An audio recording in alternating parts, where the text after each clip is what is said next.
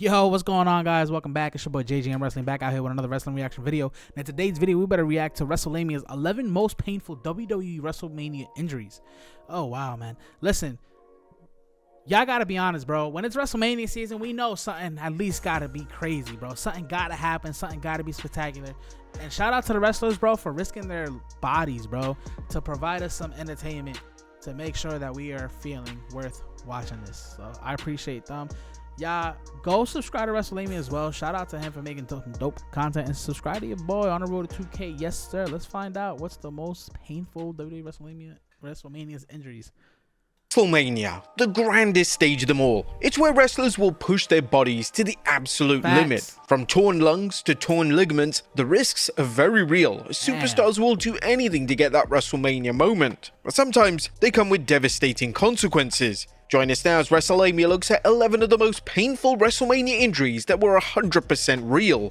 Be sure to subscribe and hit that notification bell for daily wrestling videos, and follow us on Facebook for exclusive lists. Also check out our new videos on WrestleLamia XL. Number 11. The Rock coughs up blood. Usually when a wrestler wants to show they have been injured internally, they will slip a blood capsule in the mouth. However, former WWE Intercontinental Champion Ken Shamrock revealed in an interview with Ethan Page that no tricks were used in his match against The Rock at WrestleMania 14. This was 100% legit.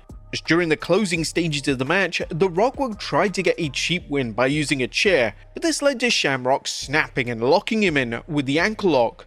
As Shamrock held in the submission, blood started to pour out of the Great One's mouth, leading him to tapping out and medical personnel rushing to his aid. The visual looked absolutely brutal, but Shamrock was adamant during the interview that no trickery such as a blood pill or capsule was used, and that The Rock legitimately tore his lung during the match. Oh hell no, no, I'm telling you, we'd tear lungs. I did the same thing where I was coughing up blood taking a slam because I had a tear in my lung, which is like a little paper cut or a tear in your lung from getting slammed so hard that blood would start leaking in. Wow. Shamrock were going to mention that was no capsule, man. We didn't do that during the Attitude Era. The stuff we did when we took things on the pole, shots to the head and were bleeding, they weren't blades. We did it the hard way, and that's by hitting it hard with ourselves on a pole to bust it open. The Rock would even confirm this via Instagram, posting a throwback to the moment saying, "On this night I took a hard suplex and the impact damaged blood vessels in my lungs, causing the blood to come up. Kept composed, made sure I could breathe, and continued with the match." What a badass. Now it's safe to say that if this ever happened in the current era, the match would be stopped immediately, as the welfare of the superstars comes paramount. Facts, but I get it. Safety first, but facts, bro. Man, you just gotta let certain things just go, bro. Number 10. Triple H breaks Owen Hart's nose. Following the Montreal Screwjob, Bret Hart, Jim Neidhart, and Davey Boy Smith would all leave WWE in favor of WCW, and the only Hart Foundation member to remain with Vince would be Owen Hart. Owen would go on to stay in the mid-card and just found himself fighting for the European Championship at WrestleMania 14 against champion Triple H. Whilst this was a standard enough match, during the match Hart would suffer a cut to the bridge of his nose, caused by Triple H delivering a stiff boot to the face. Over the course of the match, the cut would get increasingly worse and no doubt required some stitches once the match was over. Number 9. Randy Orton lands on the announce table. When a wrestler takes a bump through the announce table, it's vital that all objects are cleared from the table. This extends to monitors, laptops, and pens. And when we're talking about monitors, it's not those flat screens that you find on today's announce tables. No, previously WWE had those jumbo-sized CRTs which could do a lot of damage to a wrestler. The landing needs to be as smooth and clean as possible, or the wrestler could be seriously hurt. When Randy Orton and Batista hit the RKO Batista Bomb combo and Daniel Bryan through the table at WrestleMania 30, Orton took his RKO bump straight into a TV monitor. Why on earth the monitors weren't cleared prior was a question that a lot of fans had, as this was completely reckless and it would have taken a matter of seconds for the wrestlers to clear the table completely. Orton was understandably in a lot of pain, and the footage is hard to watch back, especially knowing what we know with Orton's history of back problems. The damage was so severe that you could visibly see a lash on his back. Number 8. Scott Steiner lands on his head. During Scott Steiner's early years, it wasn't uncommon for him to take wild and unexpected bumps. Take for instance at WrestleMania 9, Steiner teamed with his brother Rick to take on the Head Shrinkers, and during one spot in the match, it looked like Steiner was about to be thrown onto the ropes in a hangman style move, yet Steiner crashed to the outside looking like he landed right on his head.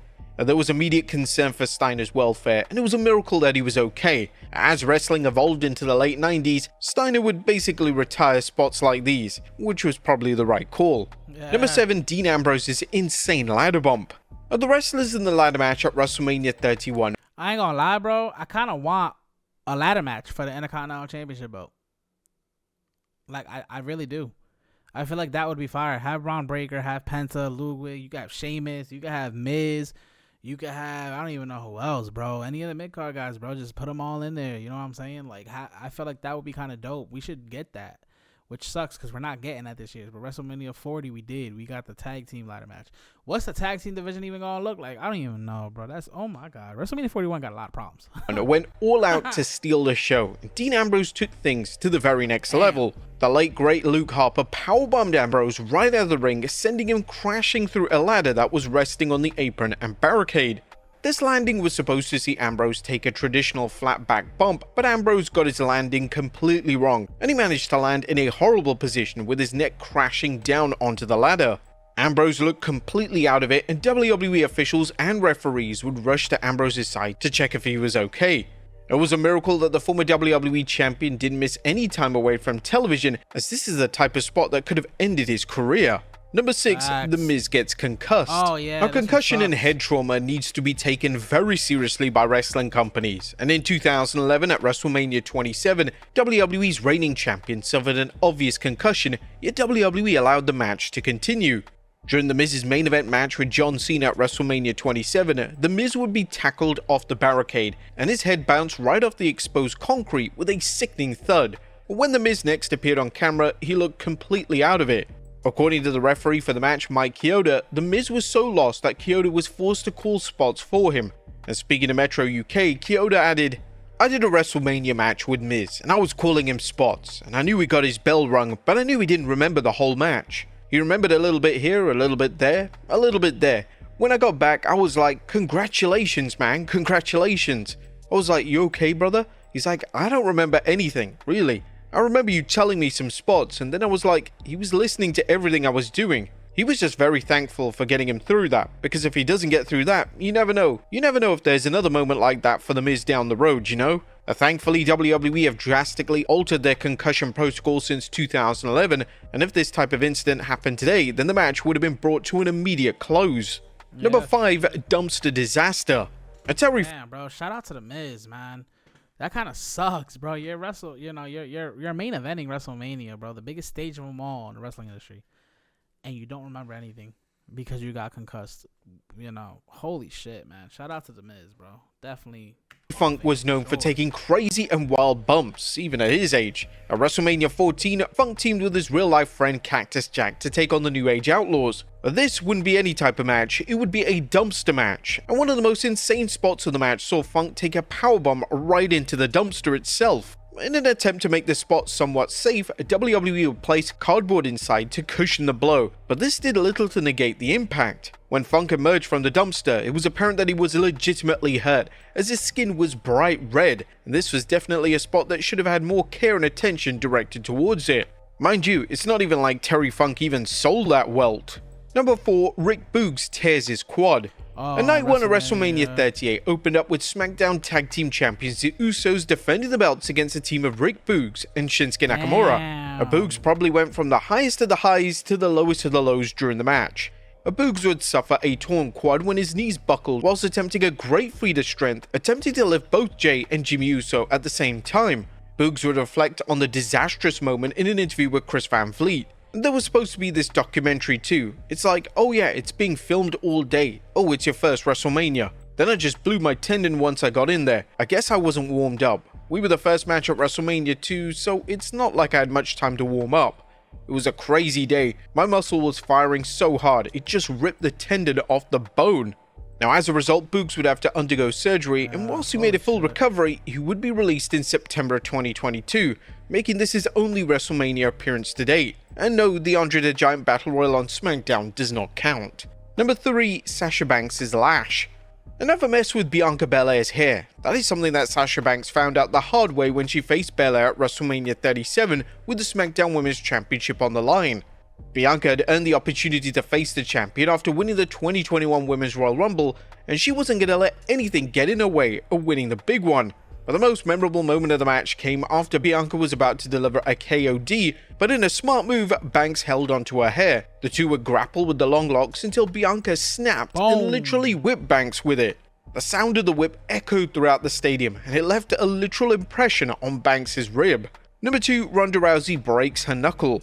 Well, Ronda Rousey has had a lot of injuries to her hands over the years, and she suffered a major one when main eventing WrestleMania in 2019. When throwing work punches, Rousey managed to shatter her knuckle, and from rewatching the match, it's evident that Rousey is hurt and she is reluctant to use her hand in various spots. WWE will release an official statement declaring Rousey's injury on their website, and it was ruled that Rousey needed pins in her right hand. While defending the Raw Women's Championship against Becky Lynch and Charlotte Flair in the historic first ever women's main event of WrestleMania, Ronda Rousey broke a pinky knuckle and required 2 pins in her right hand, as she revealed in her video on her YouTube channel. The injury didn't manage to deter Rousey from returning to the ring, and just a few days later, she would be back in the squared circle. And number 1, The Undertaker cuts his arm open. The Undertaker's final ever match would take place at WrestleMania 36, and that would be in a cinematic matchup between him and AJ Styles in a boneyard match. Whilst the match received rave reviews, the dead man suffered a horrific injury during the match, and The Undertaker just soldiered on like nothing was wrong. Speaking to sitting ringside with Dave Penza, Luke Gallows, who played a role in the match, said that when The Undertaker put his hand through the limousine window, the glass cut The Undertaker's arm right open. Taker comes right out of the gate, swings at AJ, who is against the limo. AJ ducks and puts his fist and arms through the glass. He got not just a cut, but a massive cut where you can see all kinds of shit hanging out of it. He's old school, so we didn't want to stop. They cleaned it up and held a towel around it as long as we could. We put a bandage on it and they went again and kept going. He continued to do it and bled all night. He's an old school dude, so I have respect for that. And I thought it was cool. I said to Carl, didn't wrestling learn from the Goldberg incident? According to Gallows, WWE didn't have gimmick glass for the spot, which was extremely alarming and reckless from the supposed top wrestling company in the world. 11 of the most painful WWE WrestleMania injuries. Yeah, those definitely were very painful. Shit. Sorry. Wow, man. Shout out to the wrestlers, bro, who really put their bodies on the line for our entertainment, man. That's a really big thing, man. Shout out to them. May God protect them. Man, shout out to WrestleLamia as well for making a dope video, guys. If you haven't done so already, go give their video a like and go give this video a like. And of course, please subscribe to your boy. We on the road to 2K. We actually almost there. Very thankful for those who has been subscribing. Very thankful for those who's been tuning in for reaction videos. I know they've been reaction videos, but I want to do a lot of things. But you know, I do got work. But I got a lot of things planned out. Just wait for it. Shout out to those, man. All right, see y'all in the next video. Peace.